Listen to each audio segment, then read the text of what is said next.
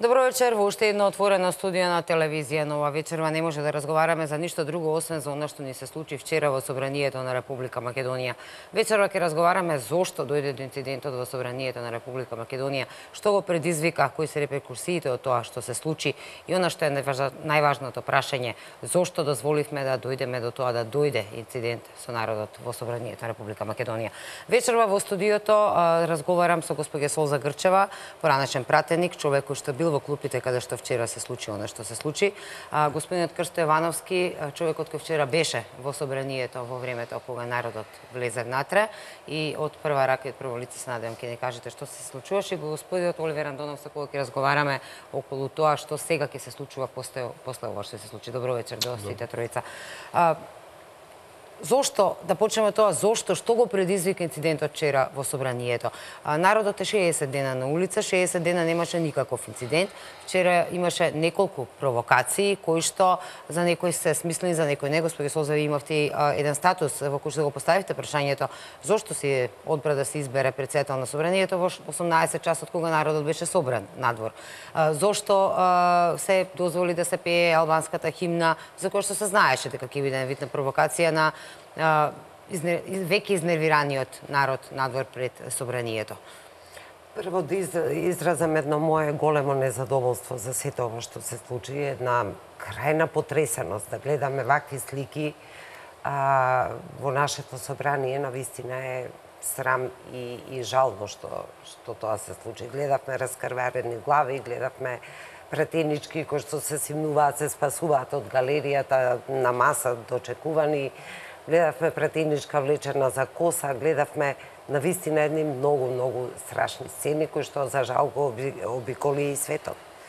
Нема некое место од каде што немаме реакции за ваквото однесување. Значи, до вакво нешто не смееше да дојде. Провокација постоеше со тајмингот по мене. Веќе подолго време, еве бившата опозиција, која што сега има мнозинство во парламентот, најавуваше дека ќе го деблокира собранието. По мене требаше да се исчека да си поминат оние собраниски процедури кои што беа во рамки на деловникот, да се разбереме, каде што претениците имаат право да дебатираат, може би не да прават такви големи дигресии во своите настапи и да се осврнуваат на се и се што само не на онаа комисија која што беше предмет на дневен ред, но и покрај сето тоа, значи требаше да се изодат тие чекори за да може како логичен крај да се избере таа комисија за избор и именување.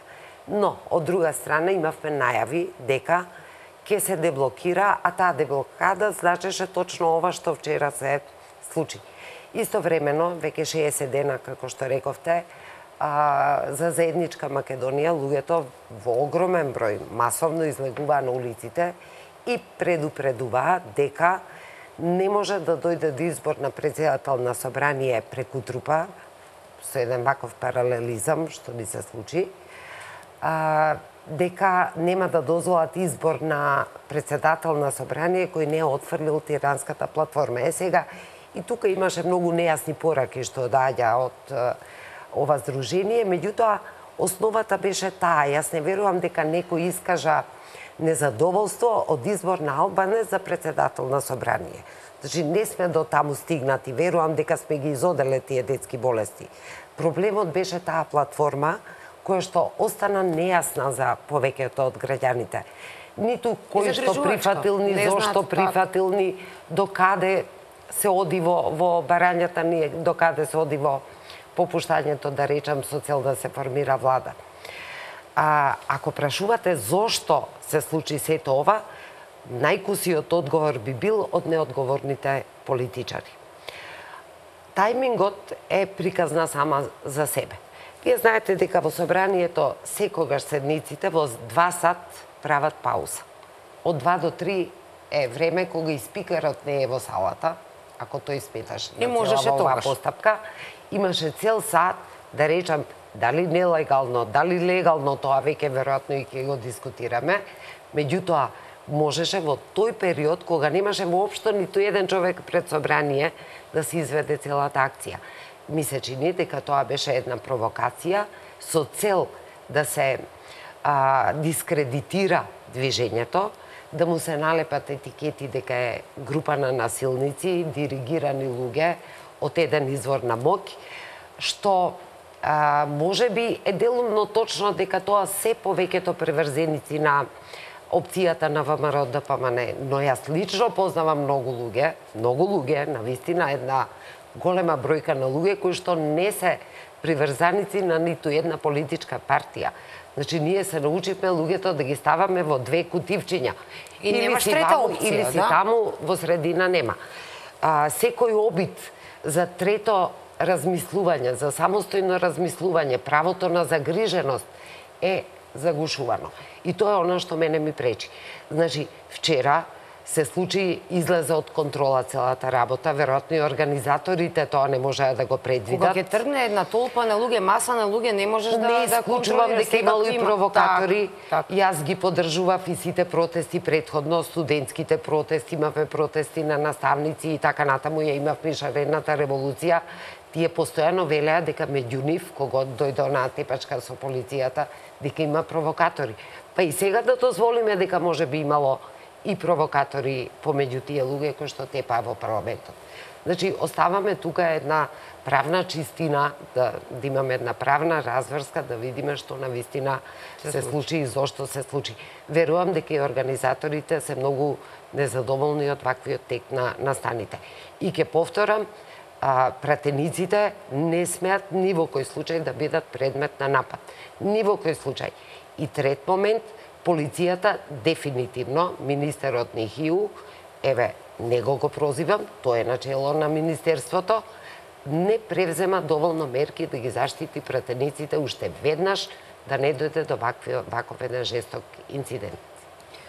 Сите индикации се околу тоа дека воопшто никој не очекуваше дека луѓето надвор ќе бидат испровоцирани до тој степен да ете влезат. Ние телевизија Нова пренесуваше во живо, можеше јасно да се види дека тргне една помала група од кога слушнаа дека е избран новиот претседател, тргна во собранието, потоа следеше напливот нели нормално од сите луѓе, како што каже и господијата Солза, кога имаш толку многу луѓе има и секакви нели карактери. Меѓутоа можевме ние да видиме за волја на вистината дека таму имаше и стари луѓе, деден цеден, кои што се обидуваше на пратениците од опозицијата да им објаснува нешто, да им кажува, зборувам за снимките кои што одеа во живо.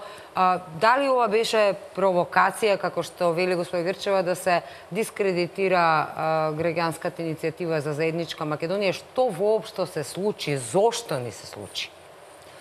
Ние сега, за жал, се занимаваме со последицата. Да. Буквално со последицата, која и безбедносно ја загрозува Македонија и остава лоша политички безбедносна слика за државата, како во регионот, така и во пошироката меѓународна заедница. За жал, и понатаму не се занимаваме со коренот на проблемот, односно како тргна целата приказна, тргна од онај фамозен пуч на Заев, уште пред 2,5 години, оние нелегални материјали, она уценување на премиер, на влада и такви работи, се она што проба да го направи. И всушност, ете зошто ни се случи, затоа што имаме сценарио за целата работа. И јас само ќе го потврдам она што господијата Солза Грчева го зборуваше пред малку, дека некој намерно го подготвуваше тајмингот и сите реакции кои одеа потоа, видејќи кога вие, еве, да ги исклучиме минатите 2,5 години, да ги оставиме само последниве 60 на дена. 60 дена упорно ќе ги провоцирате граѓаните, нема да објасните што тоа правите, каква е таа тиранска платформа, од тоа да се откажете, што сте ветиле, што не сте ветиле, него постојано еднаш едно кажувате, друг пат друго кажувате, така што понекогаш дури кловновски беа изјавите на господинот Заев. И јас морам тоа да го искоментирам и да го кажам каква сериозна политика мисли човекот да води, дури и да претендира влада да формира, кога во Македонија зборува едно, потоа кажува некоја друга платформа на влада која сосема нешто друго зборува, оставајќи пак простор за тиранската платформа. На хрватска телевизија зборува за геноцид во кој ќе ги осудува србите. На N1 телевизија во Србија зборува за тоа дека ние со србите сме исти народ и дека нема никаква врска со каква точка за геноцид. Значи, кого мами, што мами, дали е човекот при чиста свест и здрав разум? И на крајот дојдовме до ова што дојдовме како последно планирано сценарио за денот. Тоа беше буквално за денот планирано сценарио кој започна можеби според мене уште пред една недела. И замислите, излегува Фокус со изјава дека председателот Иванов заедно со председателот на ВМРО ДПМН Груевски подготвува државен удар, односно командување од природниот резерват Јасен, па цели филмови се развија, па ова, па она. Зашто? За да се создаде состојба да, доколку вчера во една ваква тензична состојба каква што беше насилна и доколку истата, не дај Боже, ескалираше, на председателот некој намерно му ги врзе рацете да не може да прогласи вонредна состојба барем за смирување на ситуацијата, да не дојде до поголеми последици и жртви меѓу граѓаните. За да може потоа некој да се повика на тоа да каже еве ние го знаевме ова е сценарио на Иванов. Всушност сценариото го водеше Заев со менторите од надвор. И провокацијата тргна цел ден, ние ќе формираме влада така, тој најавуваше, се пееше албанската химна во македонски парламент, што е класична провокација, и на крај го избра моментот кога председавачот ја заврши седницата, вон седница, против законито, против деловнички, тука се двајца пратеници од Собранието на Република Македонија, значи биле луѓето таму и се уште господинот Ивановски таму, знаат како функционираат работите. Буквално од нога, каде што никој не утврди дали и колку луѓе се присутни, кој гласал, како гласал, тоа се веќе ситници во деталите кои сега ги употребува СДСМ за да ја оправда така наречената легалност на нелегалната постапка. Може ли воопшто се зборува за легалност? Па не може да се зборува. Јас тоа затоа велам, оправдување на некаква си така наречена легалност на нелегална постапка, за да дојдеме во ситуација да веднаш толку експресно се појавија некои странски амбасадори да коментираат дека го прифаќаат изборот на председател на парламент и сето тоа да предизвика револт кај граѓаните. И буквално јас мислам дека полицијата не очекуваше таква работа. Ние сега можеме да бараме во постапките, во проценката на полицијата, каде се погрешило во проценката, дали можело да има проблем или не. Но понекога, знаете, не можеме да ја предвидиме некоја состојба. Едноставно, јас повеќе пати зборувам, не постои 100% безбедност. Таа веројатно се исклучена. И веројатно полицијата се водела од една проценка 60 дена луѓето си поминуваа, си протестираа, зошто да трошам ресурси. Па бидејќи бе во Министерството за внатрешни работи, знам колку е тешко да се надомести на полицајците во недостиг на луѓе, на персонал. Луѓето се буквално изморени. Ова не трае 60 дена. Ова трае повеќе од 2 години. Заборавивме на проблемите со мигрантската криза, заборавивме на шарената револуција, заборавивме на сегашните протести, избори во меѓувреме, не знам колку акции и други редовни постапки на полицијата. Сето тоа го заборавивме, а истите луѓе се во прашање. Буквално истите луѓе, нон-стоп се ангажираат луѓето. И веројатно се воделе старешините во Министерството за внатрешни работи на поента, досега беше мирно, поминуваше така, не очекува толкова провокација и таква реакција на провокацијата. Јас жалам што се случи тоа во Собранието, жал ми е што се луѓе повредени таму. Не сакам да барам ни оправдување за тие кои го применија насилството, но работата излезе од контрола и е прашање дали можеби некои не се и насочени тоа да го предизвикаат, за да денеска гледаме како господинот Заев глуми жртва. Значи, мене помалку, можеби ќе звучам банално што ќе го кажам тоа, но денеска она пресконференција на Социјалдемократскиот сојуз ме потсеќаше на една пресконференција од една хумористична серија во Србија на странка Здравог разума правеше такви со чалми на глава пресконференции во кои можеме да видиме дека луѓе кои не беа воопшто нападнати, Шојич, да, не беа воопшто нападнати, се појавија со повреди наводни таму. И мислам дека сета оваа работа буквално е толку добро исценирана и изрежирана да се сака да се прикаже дека еве зад нападот во парламентот стои Иванов и Груевски, како што Заев тој го кажа на пресконференцијата. А во меѓувреме заборави дека сите ние гледавме како пратениците од ВМРО ДПМН, јас барем тврдам и го гледав на телевизија Илија Димовски, кој неколку пати го повика Заев да не ја крши процедурата и да си тече нормално постапката во парламентот, а на снимките кои ги имитувавте во текот на случувањата синоќе во парламентот, можевме да видиме пратеници од ВМРО ДПМН како го заштитуваа Заев. И сега, зашто зборуваме ние? Затоа реков, човекот е... Не сакам да дадам некоја психолошка квалификација. Поаѓајќи од онаа што го зборува до онаа што синоќ ќе се случува, значи некој ќе го брани, ќе го заштитува, ти ќе тврдиш дека тој те напаѓа. Мислам, тоа е помалку Ајде, чудно. господине Ивановски, однатре малце, како се одвиваше целата ситуација? Вие бевте целиот ден во собранието и за време на инцидентот. Прво добро вечер на сите гледачи на телевизија Нова, почит кон моите соговорници и кон вас. Верувајте ми, малку еве, да не речем скоро 24 сати од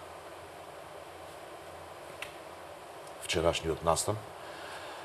Јас сум присуствувал во мојот живот на многу чудни настани, но ова беше еден настан кој ќе биде трајно врежан во мојата меморија. Прво сакам да изразам едно големо жалење за сето она што се случи, една голема осуда истовремено за начинот или постапката на одредени луѓе кои го направија тоа врз други луѓе, без разлика колку биле мотивирани или Човек на човек. или колку било оправдано нивното дејствување во поглед на другите луѓе. И би сакал да изразам најголемо жалење за најсериозните повреди кои ги има колегата Села, Зијадин Села. Ние во парламентот разговараме, имаме конфронтирани ставови, но секогаш во бифе пиеме кафе или така натаму дискутираме за некои други нешта. Парламентот и за тоа да се разговара и да победи онаа опција која е поважна или помоќна во моментот. Физичкото насилство мора да се осуди од сите Таму страни. ние немаме такви односи. Но сето ова како започна? Започна, ќе пробам вака, иако пред малку на телевизија слушнав едно искажување од председателот на Социјалдемократскиот Зоран Заев, на Социјалдемократскиот сојуз на Македонија Зоран Заев, и за тоа што се случувало горе, кое јас за жал не бев таму. Не велам дека не било така, но еве да му веруваме. Јас ќе кажам за она што се случуваше долу. Во оној момент кога претходеше во предпладневните часови, Зоран Заев излезе за наговорница и сакаше да ни го одземе правото на збор. Да престанеме да дебатираме и така натаму, затоа што тој имал парламентарно мнозинство и дека влада ќе формирал во Ходник, Скали, надвор, во Ману или не знам каде. Од друга страна, како процедурална забелешка, ги употреби тука неколку членови од деловникот, колегите од ВМРО ДПМН Илија Димовски, Крсто Муковски, мислам дека беше и Антонио Милошевски, му кажаа дека тоа не е добро и тоа не е деловнички. Но ајде се смирија некако тензиите. Јас лично, ако ме прашате, бев сведок на еден чуден настан таму, не би сакал да го коментирам, бидејќи не е за пред јавност. И на некој начин очекував дека ќе се случи нешто. Тоа вечерва колегата председателот на СДСМ на топ тема го призна како тие во меѓувреме се издоговориле точно во колку часот и како да настапат во парламентот. Имаше еден след на настани кој тој ги коментираше вечерва пред да дојдам во оваа емисија. Во попладневните часови, односно недека 25 или 20 до 6 до 18, значи 20 минути до 18 часот, стана колегата Оливер Спасовски и повторно побара да се гласа за да може да се прекине третата точка и да се помине на избор на четвртата точка на избор на председател, а после да се вратиме на ова. Бидејќи тоа во деловникот го имало со поддршка од 10 пратеници. Тоа да, го има во деловникот, но тука е колешката Солза Грчева, тоа се прави пред да се утврди дневниот ред, откако ќе се утврди и откако ќе се пријават, имено откако ќе се пријават дискутанти, тоа веќе не важи. Но тие сакаа пошто пото тоа да го направат и во изминатите 20 дена неколку пати го повторија тој член од деловникот, со надеж дека ќе не прекинат во нашите излагања и така натаму и така натаму. Дури, вели, ќе избереме председател, па после ќе се вратиме на третата точка и ќе дебатираме. Јас во еден мој свој говор ги прашав дали тоа значи дека ние ќе избереме пратеници, ќе избереме влада и министри, а после ќе ги убедиме граѓаните надвор да гласаат за нас. Тоа така ми личи малку. Мислам во најмала рака. Но како и да е. Продолжија неколку процедурални забелешки до 18 часот. 18 часот председателот Трајко, како што видовте, објави дека седмицата е завршена. И се случија тие настани околу пеење на химна и така натаму. И мислам дека врв беше пеењето на химната на колегата од Беса на микрофона. Јас добив многу укори како пратеник од луѓето кои ме гласале, затоа што не сум направил ништо во поглед да спречам химната. Многу реакции на социјалните мрежи има, моје лично преживување на нештото. Но јас би сакал да им се извинам на сите тие гласачи преку оваа емисија кои гласале за мене да бидам пратеник во парламентот и за ВМРО, ДПМН и коалицијата за подобра Македонија. И потполно се согласувам со нив, да речем. Но морам да кажам неколку работи во тој контекст. Прво,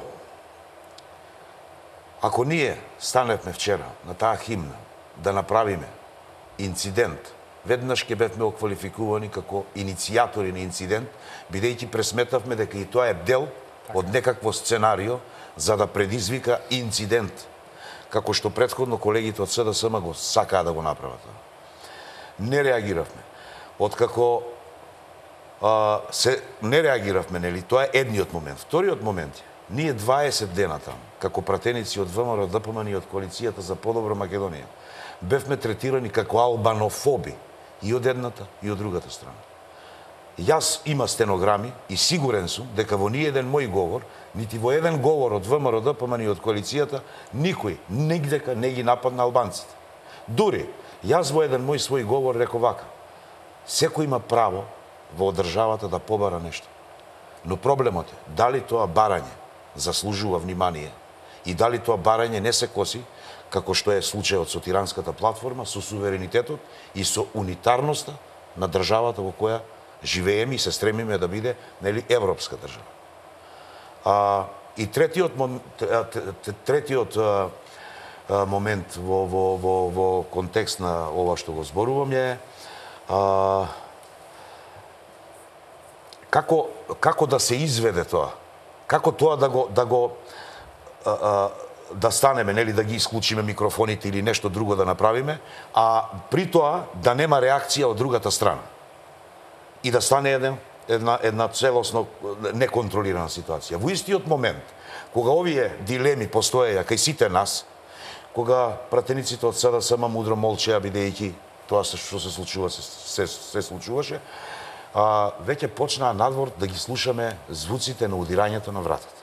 Предпоставувам дека собраниските преноси секогаш одат во живо, сега имаме такви технички пронајдоци околу телефоните, следејќи ги тие надвор, слушнувајќи ја химната, насилно влегоа внатре и плюс изиритирани, нели, од нелегалниот избор на председателот Талат Джафери за председател на собрание, за кој слушнавме од господинот Заев денес на емисија, дека тој од предходно се подготвиле и со листови, кој да каже, што да каже и така натаму. Таму знае колешката Солза Грчева дека се притиска на копче кога се гласи и некој ги брои тие гласови. Овде немаше броење, дигање на раци и така натаму. И кога таа толпа, тие во истиот момент, како го завршија тоа, излегоа и се повлекоа. Ние мислевме дека излегоа надвор, си отидоа пратениците, нели, на СДСМ и албанските партии. Но тие отишле горе во салата за пресконференција. Ние, како пратеничка група од ВМРО, ДПМН и од коалицијата, останавме во салата. Во истиот момент нагрна народот. Имаше и позитивни и негативни коментари, ние си седевме на нашите места. Имаше, нели, напади или прекорувања заради химната, ние го издржавме тоа, онака како што го издржавме, и во еден момент почнаа да се слушаат други некои звуци. Јас лично излегов од салата и отидов таму кај телевизорчето, Солза во ќошот че е таму, да видам дали има нешто и што се случува. На телевизорот видов дека горе се случува страшно нешто. Во тој момент немаше толку многу полиција, имаше само онаа основна која, нели, е секој дневно присутна таму. И реагираше, да, внатрешно обезбедување и овие што беа надвор, како што впрочем не, нели, заради протестите. Но мислам дека истовремено се алармираа и другите, бидејќи тоа стана многу сериозно горе. Так. И сега од некакви снимки на телефони, ние попочнаме да ги гледаме тие снимки, верувајте ми, мене не ми беше сеедно што сум таму. Јас не можам да напаѓам или да бранам некого. Јас можам само да осудам таков вид на дејствување. Сепак ние сме сериозни луѓе, сепак сме цивилизирани луѓе. Така да бевме во некоја недоумица и не знаевме ни таму, ни ваму, ни кај да одиме и така натаму. Под сите страни луѓе, нагоре, надолу, трчаат, што обезбедувачи, што полиција. За во даден момент, нели да ги видиме на телевизија Владко Ѓорчев и Никола Тодоров, кој беше малку понастрана, како ја смируваат толпата, за да не ги линчува пратениците, нели, од СДСМ, вклучително и господинот Заев и сите околу него кои беа. Тој застана пред народот и сега јас тука се прашувам, зошто народот не го тепаше Владко Ѓорчев? Што е ситуацијата? Зошто трчаше по другите луѓе? Зошто не по Владко Ѓорчев? Во која улога се стави Владко Ѓорчев над таа ситуација за да ги одбрани овие луѓе? Но во истиот момент почнаа шок бомби, полицијата стигна, специјалците стигна, значи денес кога ги чув тие некои обвинувања во однос на дејствувањето на полицијата, верувајте ми, јас не можам да поверувам, тоа се флоскули. Башка Плюс беше потпрано дека политичко дејствување имало во самата полиција.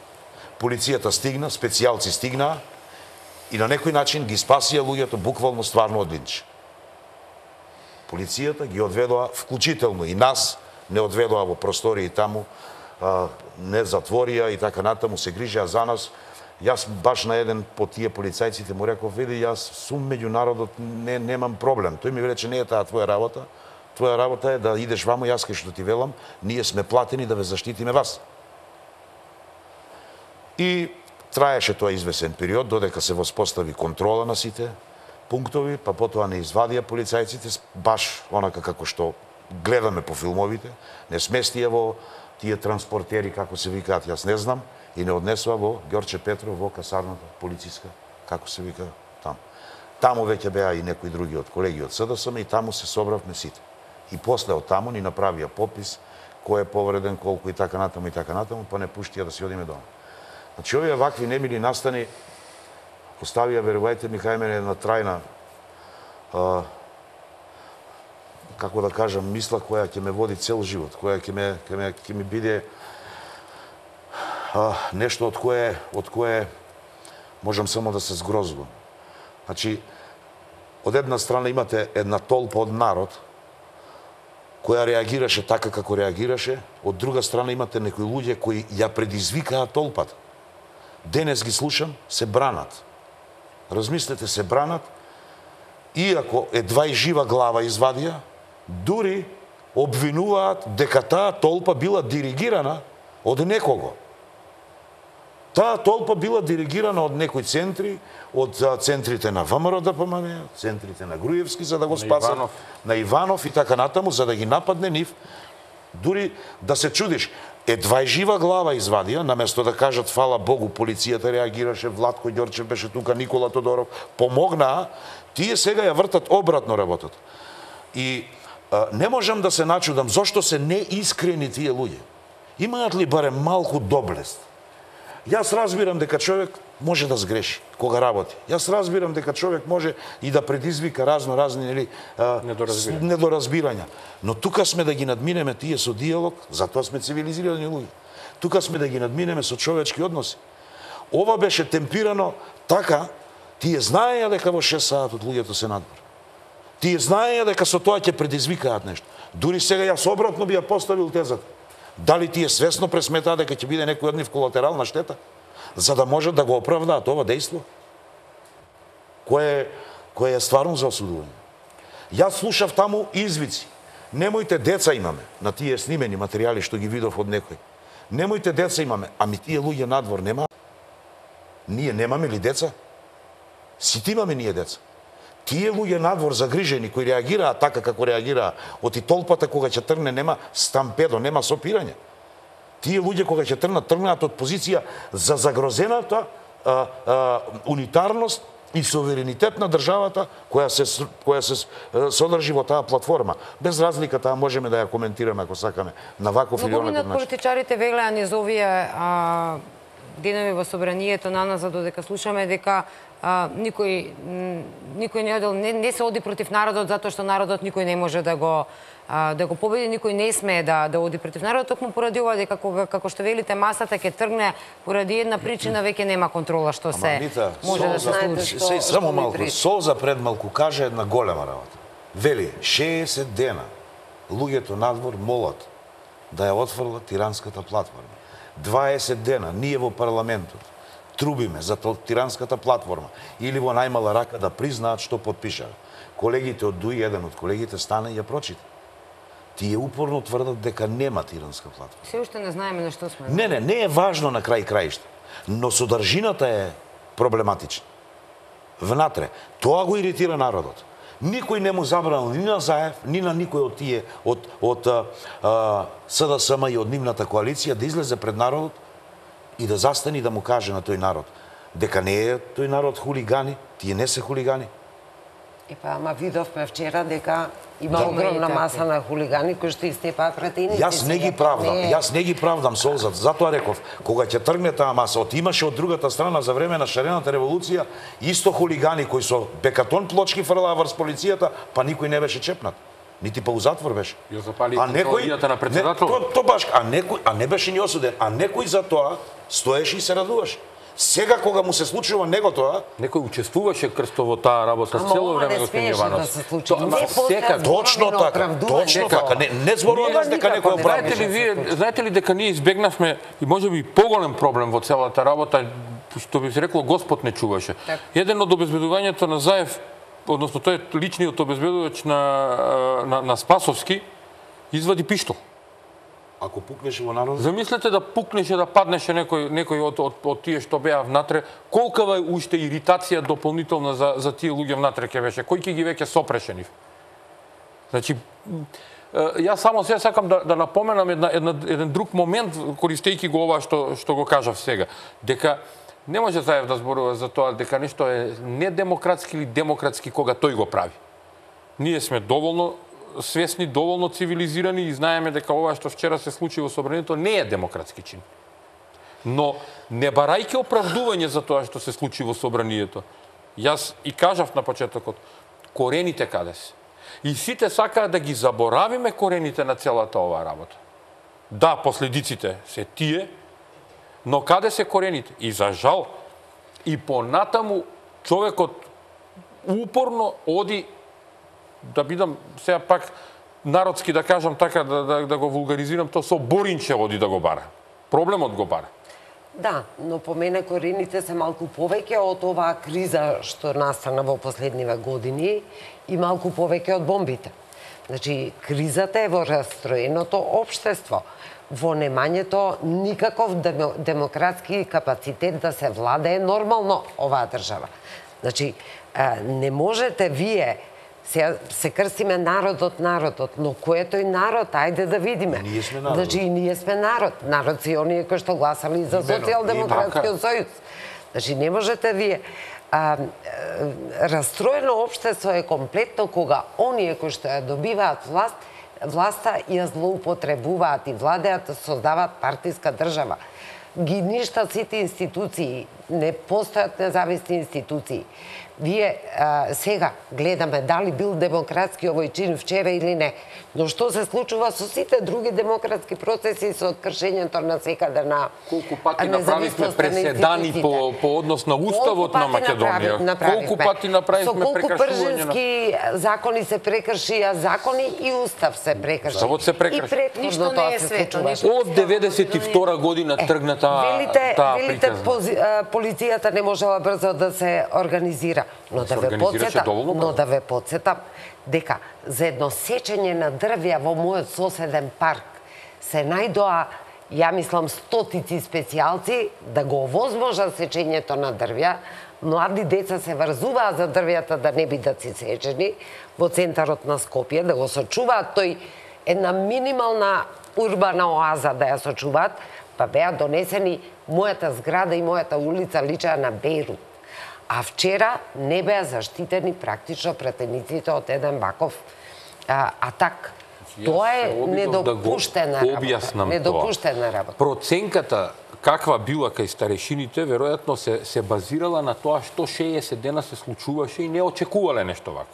Дали е тоа во ред или не е во ред, тоа ќе си го утврдат службите во Министерството за внатрешни работи како проценувале. Но единиците за специјални дејства се сместени надвор од градов скоро. Само малку, те молам. Значи се на други локации стави. Пред малку тие требаше да дојдат. Кога Заев сега пред малку на емисија во Топ тема разправаше или кажуваше дека тој со Ахмети во текот на денот се договорил што да работи, дали изумил да најави дека во 6 кога ќе го направи тоа, да има што е можно повеќе полиција, затоа што тој сам чин, Белки пресмета во главата, ќе има некои последици кои ги видовме вчера какви беа, нели? Белки имаше толку ум и разум, ако веќе го подготвил сценариото, да каже или да најави претходно до органите или не знам до кого, дека се очекува ваква и ваква работа. Не, дека се чувствува загрозен да му така натаму. Но тој тоа не го направи.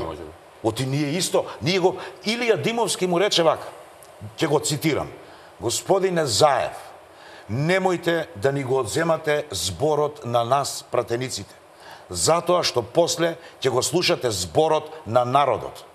Ве молам, значи не еднаш во текот на вчерашниот ден на седницата, и Илија, и Крсто Муковски, и Антонио Милошовски, и така натаму, и сите ние. Немојте, ве молам. За да после на крајот тој моли и сега бара некој друг кривец. Јас не велам дека и он најкривиот. Кога зборувавте пред малку за ерозија или растроено општество, растроеното општество не е од нас толку сол, за да ти кажам. Растроеното општество е затоа што ние во различни периоди од како се осамостоивме, многу доверба имаме на странците. И странците си ја кројат работата онака како што мислат за нив, а ние условно порастроена држава толку полесно да управуваат. Ние условно прифаќаме и се колнеме во нив дека секој ни мисли добро. Кој на кого му мисли добро? Ако не, јас си мислам добро дома. Некој од надвор мене не ми мисли добро. Па ние имаме поговорка, вели, нели таа една постара која беше на комшијата козата да му умре. Сега е таа толку со овој нов начин на живење, се вика комшијата да умре, а јас козата да му ја земам. Ама и тоа е немокта на актуелната политика. Па таа политика треба да биде реална, да знае кој е пријател во меѓународната политика, кој не е, да си бара партнери во меѓународната политика. Вие како единка не можете како човек да обстанете, а камоли како држава без пријатели. Ние не можеме да постоиме како изолатни. Ке се вратиме на прашањето колку се одговорни да бидеме изолирани, но дека постојат пропусти во водењето на политиката и парањето на стратешките партнери, на крајот на крајите ние сите зборуваме цело време дека нас Соединетите Американски држави ни се стратешки партнер, нели? И најмалку очекуваме да поедини службеници од администрацијата на Соединетите Американски држави, а посебно представници нивни во Македонија, работат против државата. Тука е па тоа е умешноста на надворешната политика. Не, тоа е умешноста или неумешноста на нашата надворешна политика. Не само умешноста, него е тука моќта на самата држава да се спротистави на некои работи. Значи, ако е државата толку силна, моќна, може... Тоа е партиска. Не зборувам, погрешен аспект гледате. Јас другаче ќе го споредам тоа. Држава никогаш не е моќна и силна во пошироки рамки. Зборував за нешто друго. Моќна држава во аспект на економски, територијално, со население, со вооружени сили, со разузнавачки служби, значи моќна држава со позиција изградена таква во меѓународната заедница, од маштабот, да кажам, на Русија или Кина, каде што секое мешање на било која друга држава или обид на амбасадор да се меша во било какви односи внатре, носи сериозни последици по однос на тоа протерување на амбасадорот и крај завршена работа. Без последици во таа држава. Кај нас е тоа проценката, која ќе биде помала или поголема штета. Што направи нашето МНР после овие жестоки мешања од страна на со изјави на Еди Рама, на Хашим Тачи, на пратеничката Дода и така натаму. Ајде кажете ми ја мота на нашите институции. 10 работи се изредија поред за на крај да добиеме едно млако соопштение во стилот. Не треба баш толку да се мешате во нашите работи. Имаме немокни институции, практично немаме институции. Јас се кажав некако држава имавме проблеми. Ќе морам да ве прекинам, должни сме на спонзорите, мораме да одиме на мал блок реклами, па се враќаме веднаш, чуете се емисијата, ќе продолжиме веднаш кај што застанавме. Да ги видиме рекламите. Назад сме во студиото, дебатираме за тоа што се случи вчера во Собранието на Република Македонија, што е причината зошто ни се случи ова што ни се случи, кои се реперкусиите сега што понатаму. Стигнавме дебатата одлично се одвива, конструктивно како и што треба да се одвива, треба да се разговара. Меѓутоа, една работа мене лично ми пречи, сакам да ве прашам вас како луѓе кои што ја следите политичката ситуација. Велиме дека сме демократско општество, вериме дека народот е газдата во Македонија, дека народот е тој кој што ја избира и власта, и дека и политичарите треба да се подчинети на народот, дека никој нема да е таму без гласовите од народот и така натаму. Се слушали воопшто народот излегува дека политиката ни ја крои капата, нема да, значи и од едната и од другата страна, воопшто никој не го есапи народот. Сите барања на народот и од едната и од другата страна, буквално политичарите не го есапат и го тераат она што замислили едната или другата опција. Какво е вашето чувство? Па моето чувство е дека Македонија веќе повеќе години живее со два народа. Вие кога зборувате народот и употребувате еднина, тоа мислам дека е погрешно. Македонија за жал е толку многу поделена, толку многу епизма влезена помеѓу луѓето, да вие една обична работа не можете да кажете без да бидете од некого фален и од други напаѓен. Значи, кога зборувате за народот, зборуваме за два народа. Тоа нешто мора да се промени ако сакаме да ја сочуваме државата. И ако сакаме не само да ја сочуваме државата, него конечно да станеме една модерна демократска држава која што работите ги решава низ диалог, низ почитување на различностите. Или некој од надвор се споменува странски влијанија. Видовме вчера експресно имаше реакции, денеска дури јас се чинам дека за Сирија не сум видела толку брзи реакции за случувањата во Сирија од страна на овие структури, а во Македонија веднаш уште вчера, уште незавршена. Знаете, тие упатуваа подолго време разни, да речам, има приметби на недавањето на мандат од страна на председателот на второпласираната партија. Значи, тоа тие јасно го кажа дека мандатот треба да биде даден. Фрустрациите порасна енормно многу кога председателот Иванов не го даде мандатот на Зоран Заев. Иако достави барано мнозинство подписи. Да не ја занемариме таа компонента која што додатно ги искомплицира работите. Колку навистина тој потоа ќе можеше да ја направи таа влада, во тоа веќе не сум многу сигурна. Видовме вчера дека Беса не гласаше за Талас Џафери, но видовме една работа која што се превидува во оваа дискусија, анализирајќи го оној настан. Вчера Али Ахмети не беше присутен во салата. Да, но Заев потврди дека се договорени така. Тоа јас не можам да знам. Заев го потврди. Ако тој не даде оправдување за тоа зошто Али Ахмети го нема во салата, а ги чувме на Али Ахмети претходните изјави во кои што тој велеше јас не би сакал на овој начин да оди целата постапка за избор на Џафери. Значи, тоа е една коалиција која што мислам дека би била со кус век. Мислам дека тука веќе ќе се испреплеткаат различни интереси и не сум ни многу сигурна дека навистина ние на крај ќе имавме влада. Не сум сигурна. Значи, постапката на Ѓорѓе Иванов ја вжешти политичката сцена до максимум. Во тој контекст, само но што доколку го дадеше мандатот, а Тиранската платформа се уште беше на маса. Тиранската платформа факт е дека е донесена под ќе мораше Зоран Заев да каже веќе отворено и јасно, не правејќи вакви едни, да речам, трикови одејки на една телевизија, зборувајќи едно, одејки во друга држава, зборувајќи друго, ќе мораше и ќе требаше да го каже тоа пред народот, што на вистина е прифатено. Како што очекував ја и од Никола Груевски, кога пропадна договорите со ДУИ, да каже на која точка точно се сопнали и каде пропаднале тие преговори и договори, бидејќи очигледно тие постоја. Имам чувство и дека до 5 имаме до сега 12 си траја тие преговори и договори. Имам чувство сега дека ние воопшто не можеме, јас дури сега ќе после сите овие случувања муабети ќе излезе дека председателот Иванов е единствениот кој што ја држи палката затоа што ВМРО ДПМН ќе испадне дека ако направи влада ќе направи влада на едниот од народите, кој што ги рековме, а СДСМ само на другиот од народите, бидејќи ниту СДСМ немаше слух за барањата на огромен дел од народот страна заедничка Македонија, затоа што и тоа е народ, нели рековме, народот е поделен. Мора да си Од друга страна, дали политиката во Македонија денеска се сведува на едните или на другите, воопшто не е Мене ми смета таа подвоено, знаете, нормална за мене би била ситуација следна. Ја имавме заедничка Македонија, протестираа со денови. Огромна маса на луѓе конзистентно излегуваше. Зошто Зоран Заев не го сметаше и тој народ како негов народ, еве претендира да биде премиер утре, или председател да имаме од редот на Социјалдемократскиот сојуз, и зошто не му се обрати на тој народ? Да му ги расчисти дилемите. Да му ги расчисти дилемите. Да ви кажам. Вие поставивте едно прашање како да се обединиме и да дојдеме до крајната цел.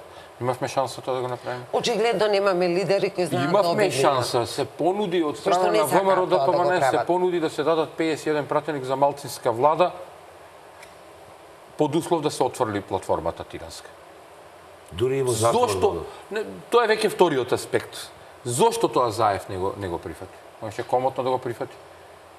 Тоа додаде дополнителен сомнеж кај граѓаните дека тој прифатил нешто што е директно во спротивност со националните и државните интереси на Македонија. Негова грешка е што остави голем простор за шпекулации. Тој намерно остави затоа што ние знаеме дека нешто има испреговарано. Впрочем, да не заборавиме дека голем број гласачи албанци имаше, ако тој ги отвори картите и каже ние ништо не прифативме од албанската платформа, а скоро може би да имаме и парламентарни нови предвремени избори, ќе ги изгуби тие гласачи. Ако пак обратно постапи, ќе ги изгуби македонските гласачи. Дали му беше, значи дојдовме до еден заклучок сега, ова е многу одлична анализа. На Заев му беше поважно на било кој начин да има политичка игра негова во која тој политички ќе опстане бидејќи е свесен. А дали вие гледате некој политичар на нашава сцена на кој што не му е важна власта? По секоја цена да се остане или по секоја цена да се дојде? Да кажем нешто. Си замина Груевски без да мора да замина. Може ли да кажем нешто? Се понуди како лична жртва.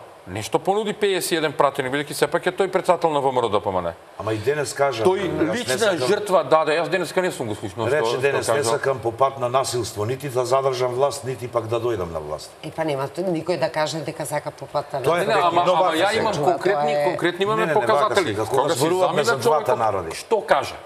Во цел на единство на граѓаните и тој да биде малтретиран и носен во затвор и така натаму личната таа жртва што сака да ја поднесе политичка или лична, човечка, но со цел зачувување на Македонија. Тоа беше идеална шанса за Заев. Така е, се разбирам, но тоа не се прави. Кога 10 години вие намерно го делите народот на предавници и патриоти, во овој случај видовме дека едната опција ни е квази демократска, другата опција ни е квази патриотска. Ве молам. Ние тука немаме борба на ѓаволи и ангели. Може ли да појаснам нешто? Немаме. Сета немаме црно и бело. Имаме една валка игра. Вака, може ли да појаснам? Секаде горе-долу во светот и во државите има две основни партии, десни и леви. Сега можеме да ги крстиме вака или онака. Тие две партии секогаш прават своји програми, излегуваат на избори, ветуваат пред граѓаните програма. Националните интереси едни. Ветуваат програма. Никој не се игра со националните интереси. Врз основа на таа програма тие луѓе гласат. Националните интереси на државите, во кои зборувам, нели? А Сол за сега кај нас кажува за една голема разединетост, каде е проблем? Јас мислам дека ова е кај вас во емисија зборував. Кога би имале ние црвени линии, сите македонски партии во поглед на државноста, на границите, на идентитетот, на националноста и така натаму, да се зачува сето тоа. Односот кон малцинствата? Ние имаме најдобар однос кон малцинствата и верските заедници, тоа дефинитивно, но кога ќе имаш ти црвени линии, идеолошки околу економски програми, вработувања, инвестиции и така натаму, можеш да се разликуваш и да практикуваш политичка власт поблиску до овде, поблиску до таму и така натаму. Но кај нас ние имаме обратна случка. Некој не можеме да бидеме несведоци или да не знаеме од 90-та година кој создаде економија, а кој создаде распродажба на државата. Олигархија. Може би некој ќе се лути, но вистината е таа. Не сакам сега да ги повторувам тие елементи од 90-та година, наваму што се случуваш. Те го трнеме тоа настрана. 10 години уназад победува ВМРО ДПМН врз основа на програми кои ги реализира.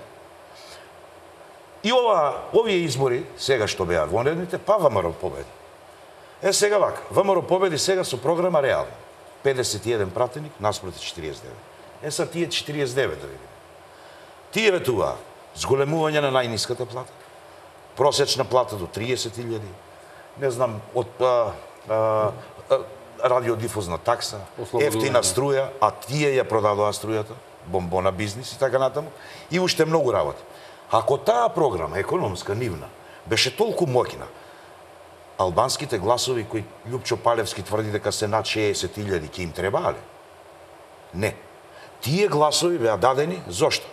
За да добијат во бројка 49, тоа се отприлика негдека 8.000, негдека 7.500 пратеник, плюс добија врз основа на тие гласови. Значи, тие ќе имаа помалку според нивната програма. А и ќе беа страшни губитници. И политичките партии на албанците можеше да... И ќе беа исто така губитници. Тие сега, исто, нивниот лидер рече, со еден глас да изгубам, јас ќе си дадам оставка. Ама сите се губитници во овие избори. Не. Сите се губитници. Ајде да одиме на избори. Албанските партии се губитници. Само малку да си ја дозавршам мислот.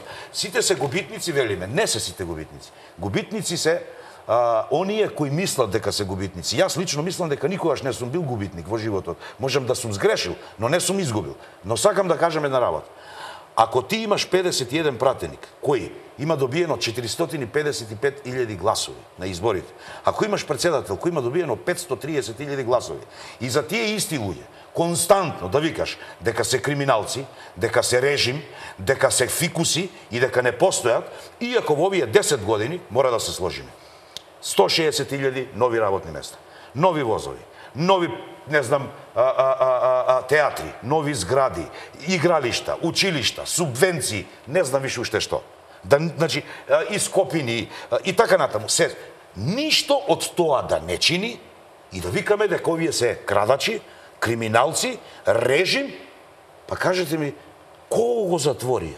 На кого му направија? Само малку. Криминалци за криминалци не смеат да викаат дека се криминалци. Основно правило е тоа. Но за да бидеш криминалец, вази, Солза, во јавноста, види, луѓето слушаат и они навиваат или не навиваат. Во јавноста викат, едни викаат 5 милиарди евра украле, други 17 милиарди, трети не знам колку.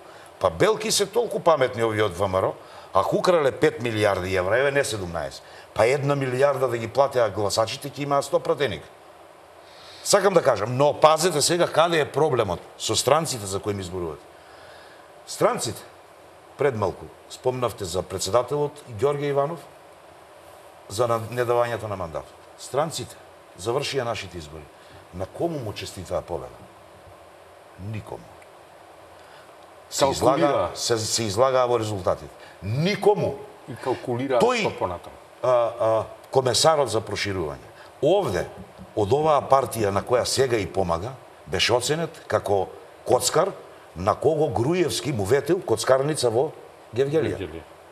Тој истиот не го коментираше никаде тоа. За да биде сега, синоќа, кога излегов тоа во телевизорот таму да видам што се случува, дава на Твитер, пишува: осудувам насилство и така натаму, што е во ред. Во истиот момент ми стигна информација дека е избран новиот председател, Талат Джафери, на собранието, и ние веќе со него ќе преговараме. Во најмала рака, што е тоа? За да после 5 минути иста изјава даде и амбасадорот Бейли. Само да ви кажам. Навистина ми е симптоматично како човек и како новинар. Во светот, обидете се да го направите во било која друга земја во светот. Многу е битно зошто е поделен народ. Демократска или не демократска? Зошто Ѓорѓе Иванов не го дава мандатот? Не го дава затоа што во платформата пишува нешто друго.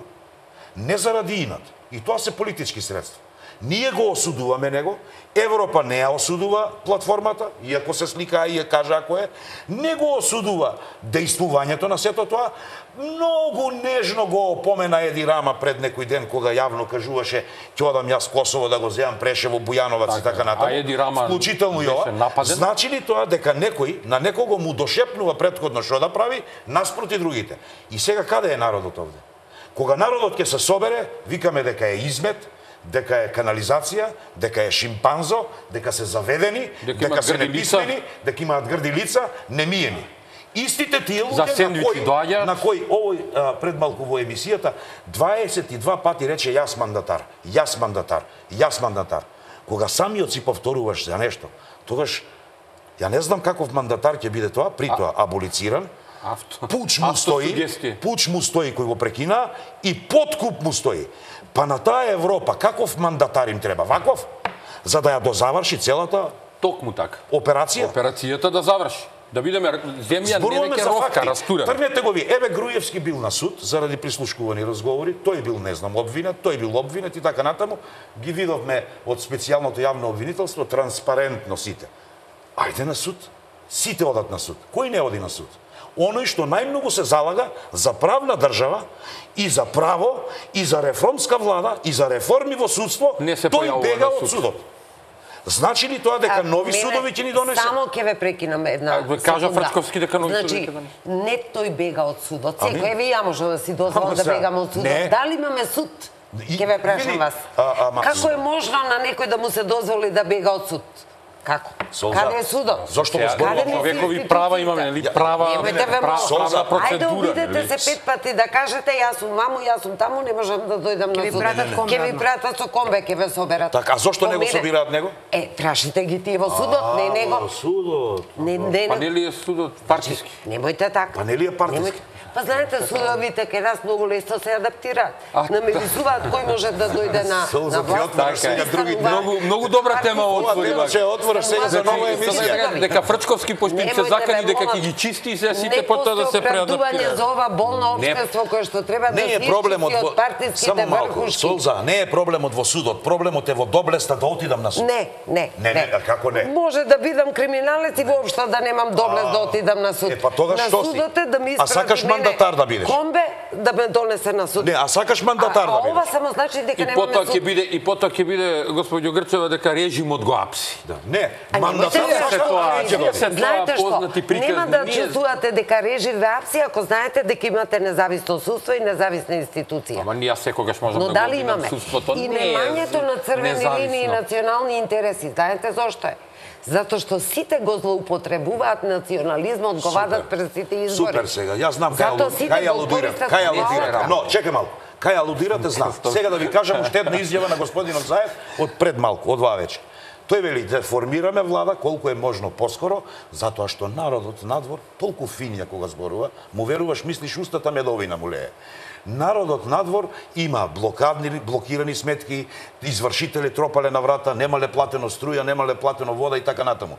Значи ли тоа дека судовите извршителите за народот важат, а за него не?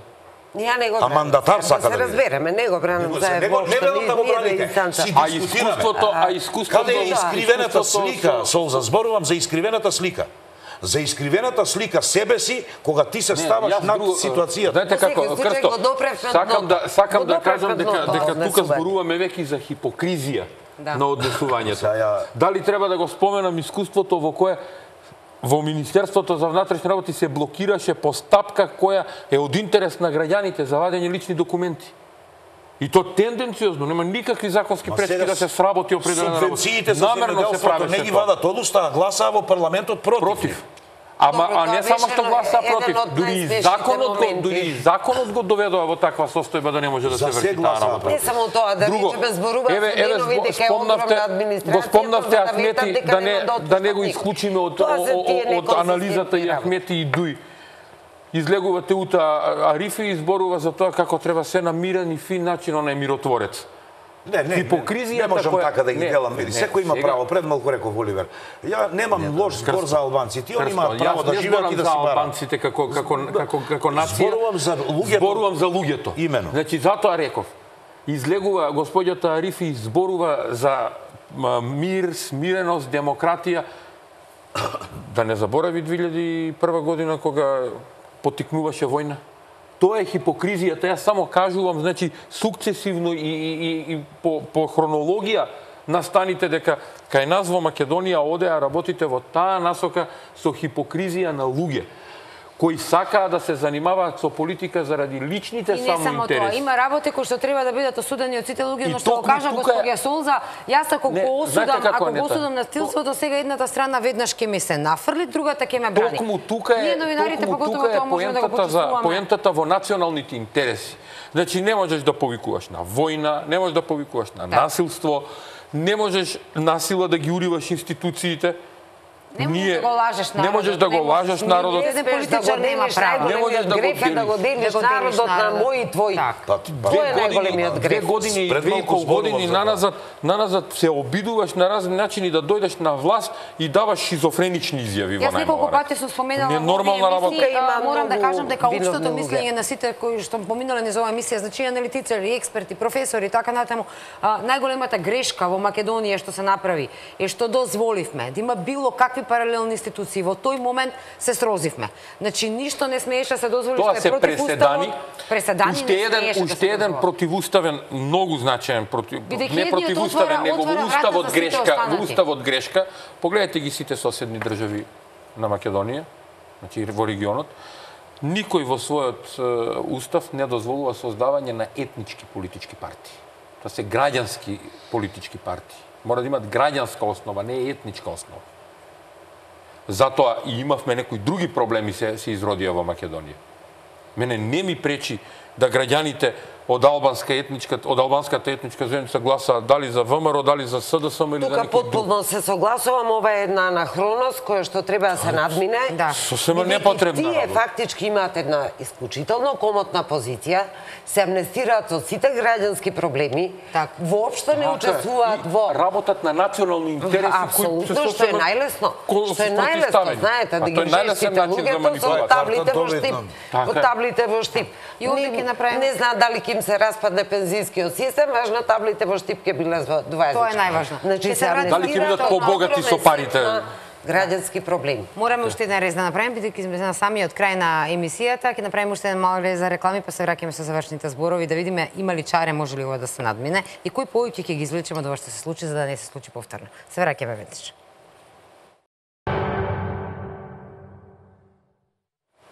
Повторно сме назад во студиото, дискутираме за оно што се случи вчера во Собранието на Република Македонија. Се согласивме, сите се чини дека и сите луѓе денеска кои што излегува да дадат било каков став, нивен став, личен став во врска со оно што се случи вчера, се согласуваме во едно комплетна осуда за оно што се случи, не смееше да се случи, зошто се случи, како се случи, останува да разговараме, како што рече господинот Андонов. Можеме да зборуваме за последиците, но не смееме да заборавиме и на причината, она што доведе до ова што сега се случи. Но мора да направиме и анализа на тоа што може да биде како идни ризици и закани. Ајде, можеме ли да извлечеме поука од ова што ни се случи денеска? Една од поентите која што премиерот на Република Македонија Емил Димитриев ја кажа е дека ова треба да биде порака до сите во иднина, никој да не се обиде повторно, никој да оди против законите, уставот, деловникот, за да не се случува ова што се случува, бидејќи нели како што се случува од едната страна, како што рековме, поделени сме, може да се случува и од другата страна. Кои се поуките што можеме да ги За жал, многу се задоцнети овие пораки. Имавме една збирка на неодговорни кабадахи кои што ја дотера работата до овде. Не може вината да се префрли на народот. Се разбира дека се виновни оние кои што удира и тепа во парламентот, тие не може да се амнестираат ни во кој случај и ќе следи сигурно некоја правна разрешница.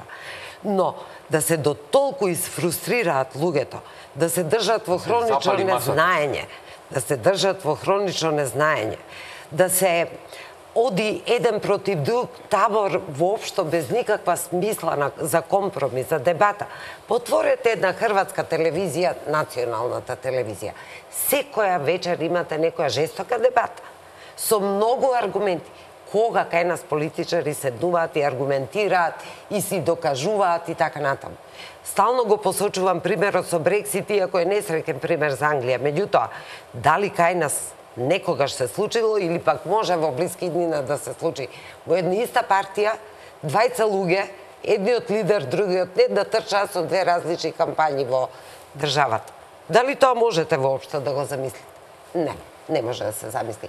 Значи, демократијата е урнисана. Ако е воопшто и воспоставена, таа е дефицитарна од самото наше формирање како држава. Не, ние успеавме да изградиме активна и функционална парламентарна демократија. Значи, тоа е она што најмногу ме боли. И да не заборавиме, да не го фрламе кабајето само на партиите. Каде се интелектуалците? Каде се професорите? Каде се сите оние образувани луѓе кои што мораат, не смеат да седат дома? Требаше буквално со и еве тука се вклучуваме себе си, да седиме на Фејсбук и да дискутираме и да се расправаме. Потребно ни едно движење, едно артикулирано движење кое што ќе знае да ги постави тие национални интереси, кое што ќе знае да ги постави мостовите помеѓу овие два веќе речиси непомирливи светови кои што сега постојат. Кој што ќе укаже на тоа што носи демократијата, дека не е тоа една празен збор. Што значи демократија, дека тоа е фундамент за едно модерно, слободно живење, изразување, независни институции кои ни се потребни како леп, повеќе од леп ни се потребни. Да имам иста сигурност и јас и вие и колегата сите, кога ќе се појавиме на суд, кога ќе се појавиме на факултет, кога ќе се појавиме во катастар и било каде. Да не создаваме партиски држави, да не создаваме идоли од луѓе кои тоа не го заслужуваат. Значи, јас упатувам еви еден јавен апел кон целата интелектуална елита наша да се обидеме во една ваква тешка криза и тешки моменти за нашата земја, кој што еве кулминираа вчера. Дај Боже да не кулминираат и на друг начин. Не посакувам никако. Да се мобилизираме, да ги впрегнеме сите наши интелектуални и морални капацитети да се премости оваа ситуација и да се тргне во некои понормални води. Почитувајќи ги, апсолутно, институциите, кои што треба да ги доизградиме, тие се апсолутно дефицитарни, и да се тргне во една модернизација на оваа држава. Таа не може да постои како изолат. Ние можеме да се жалиме на односот на странците. И јас сум многу револтирана за многу постапки на кои што бевме сведоци. Бев револтирана, да ви кажам право, и кога со години ни дава позитивни препораки, гледав што се случува. Не, и гледав што се случува и на терен. Многу работи декорираа за да ни дадат преодна оцена. И тоа треба да си го признаеме. Но, како и да е... Но и 17 години чекаме за НАТО, да кажеме, со МАПот, со едно, со друго. Не фрустрираат со тоа што не прима заради еден тотално измислен и рационален спор за името. Тотално небитен за она за кој што конкурираме. Па не само тоа, не само небитен, туку еве како и дозволија да речеме Словенија се повлече во спорот со Хрватска, и дозволија да се повлече, да го одложат тој спор, да дозволи Хрватска да влезе во Европската унија. Кај нас тоа никако не се случува. Цело време името ни се споменува како најголем камен Како ни пресуди во наша корист? Добро. Ние во тој случај ќе добиевме политички поени за стабилизација на државата, буквално друго безбедностно како еден немокен политички играч на сцената. Покажува сила на сега над нас кога државата е во ваква состојба. Мислам дека ние не правиме добра интеракција со меѓународната заедница. Ние сме зацртале еден пат по кој што реални да бидеме и не одиме онака како што треба, но исто така треба да ги отвориме очите, да си наоѓаме и други партнери. Сега, ако не, бива работата, ако дираме со цит цело време, не треба да си бараме пријатели. Кој не сака, нема да ни е пријател. Без пријатели не можете ни со комши да живеете и како единка да успеете, а камоли во меѓународниот простор. Значи, многу кабаети се врзани со нашето однесување. Многу. Така. Поверите, господин Крста, завршите. Па не знам, ова кога ја слушам сега со замислам дека ајде да ги превртиме работите. Мислам дека суетите се толку големи што ние не можеме сами против нив да одиме. Значи треба себе си човек да се победи, да заборави на некои нешта, да тргне во некои други нешта. И дека треба да се направат релации меѓучовечки и прв основен постулат во тоа да биде почитувај го противникот ако сакаш да го победиш. Почитувај ги неговите дела за да направиш подобри дела. Не го нарекувај со погрдни имиња, затоа што тоа се рефлектира кај народот и се добива вака. нешто, се добиваат конфронтации. Оти секогаш еден и друг има свој или не друг навивач. Тоа се потврди ова синоќа, кое мене ми е, не знам како да го наречам, тој настан. Како да ви кажам ти, заврши седницата, овие бираат како фудбал да игра некој, 2-0 тепал овој, судијата дал крај и овие фрлили уште 5 гола таму и се тепале со 5-2. И викаат дека е легално. И не убедуваат сите дека е легално, само тие се во право. И народот го обвинуваат и така натаму, дека биле багра, дека биле... И публиката влезе на терен. И сега замислете, и веруваат во тоа. Како сега да се најде излез од сето ова? Председателот ги повикува на состанок, овој од таму жолчно реагира, јас во клинички ли центар додам? Наместо да рече, еј, човек, стварно сгрешивме ние. Дај да седнеме. И да не дај да видиме каде е грешката. Треба да се седне, што мора да се направивме седне. за да се случи ова? На крај краишта тој народ треба некој да го владее. Во случајот ако тој претендира да е мандатар, треба да го владее тој народ. Не можеш вака. Мора да се седне и да се разговара. Зла крв во приказката. И сега ти оставаш простор, ова што вели Солза. Никако не можеме да дојдеме и да излеземе од лавиринтот. Пази, не можеме против себе си да одиме. И сега тука нели доаѓаат ова. Тој е уценет, тој е ваков, тој е таков. Ние 20 дена ги убедуваме во парламентот, не велам дека ние сме биле во право за се. Не велам дека сме биле безпрекорни. Сме правели ваму чепни и таму чепни и така натаму. Нормално тие да били и нервозни. Но тие ниеднаш не одговорија цело време, знаете ли што ни зборува? Сведоци сте. Вие штитите криминал. Вашиот лидер ќе оди во затвор. Вие со овие ваши говори овде штитите криминал. Ама ајде, доколку е виновен судот, нека го осуди, нека оди, кој ќе брани криминал. Не во проблемот за да го разрешиме, околу сето она што се случува. Иако нели долги, кратки говори, се едно реплики, контрареплики, да не заборавиме, Солза сигурно знае кога требаше за Дамјан Груев, мислам дека беше јас колку следев за универзитетот. 1000 и нешто амандмани имаше. Па за буџетот да не зборува.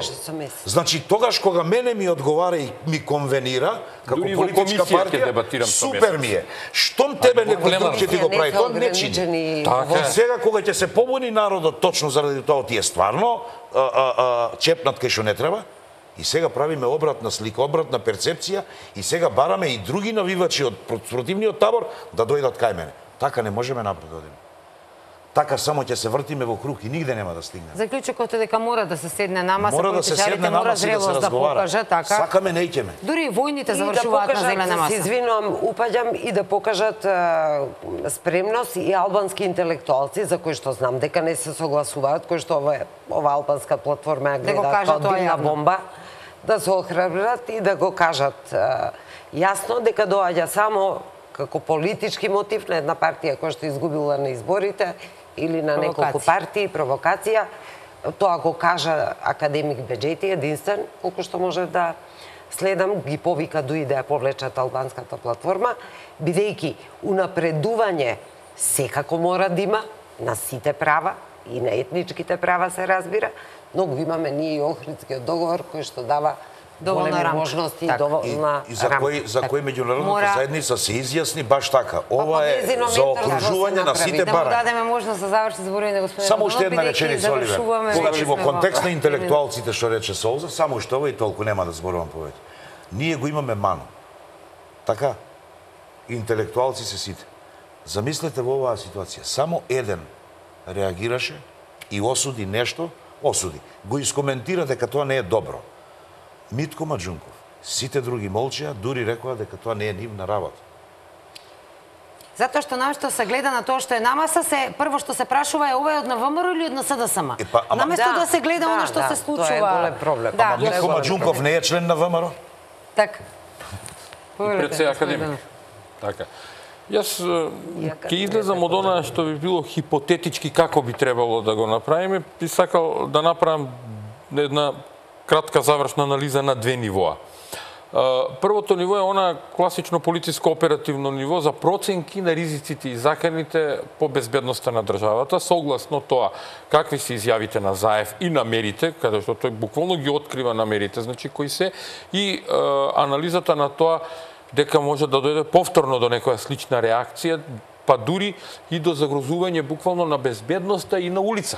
Не мора во парламент да влезат граѓаните, буквално масовни, да, во однос на масовни нереди, можеби сега не сакам да бидам сватен како подбуцнувач, туку повеќе како се анализира, сериозно загрижен, значи и како би требало да се изанализира тоа, дали некој можеби утре може да изврши напад и врз седиштето на Социјалдемократскиот сојуз токму поради неговите вакви изјави или што вели Крсто, обратно да сега некој го свати тоа дека да го свати сериозно Заев во целата негова несериозност дека стоел Груевски позади него или Иванов, па да имаме друг ефект. Значи тоа е она оперативно што полицијата мора да го направи, да го процени, и во тој аспект сакам да кажам дека не се согласувам со колегата Нухију. Не смее да постапува вака. За човек кој е начело на Министерството за внатрешни работи, излез од состојбата не е јас ќе побегнам и ќе си одам, навреден од не знам што, не можел да комуницира со директорот на Бирото за јавна безбедност, од кај знае во каква ситуација било и што била работата, па не можел да комуницира со него. При една таква динамична состојба на терен, можеби наистина не можел да комуницира со него, и може би бил во непосредно случување се. Тоа е сосема друга работа. А во исто време да добиваме врзисти од тој директор закани од Заев. И она што е стратешкиот и долгорочен пристап кој мора да се има, понудата на председателот Иванов мора да се прифати. Излезот е само во преговори и во смирување на ситуацијата, па макар Заев и да се одлучи и на некоја друга варијанта од малцинска влада од 51 пратеник. И најдобрата варијанта е што вели Крсто, сега го слушам како коментира, сами, без странци, без мешање од надвор, мора да има преговори и едно излегување заедничко од почетокот на тие преговори и повикување на граѓаните на смиреност, буквално да се седне и да се договори како понатаму без било какви штети по државата. Очекуваме од политичарите да се договорат и му кажат на народот не, тоа е излезот, нема што да го очекуваме или да не го очекуваме.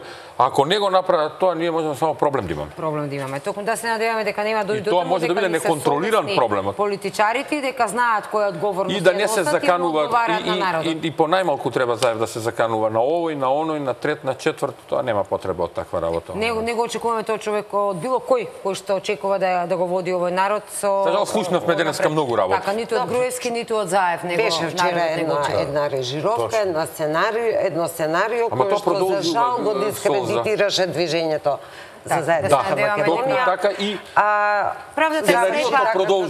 Тоа е жалната работа. Правдата е слепа, но гледа во темнина. Јас сум цврсто убедена дека ќе дојде ден кога точно ќе се знае што се случувало зад кулисите и она што ние граѓаните можеби не го знаеме.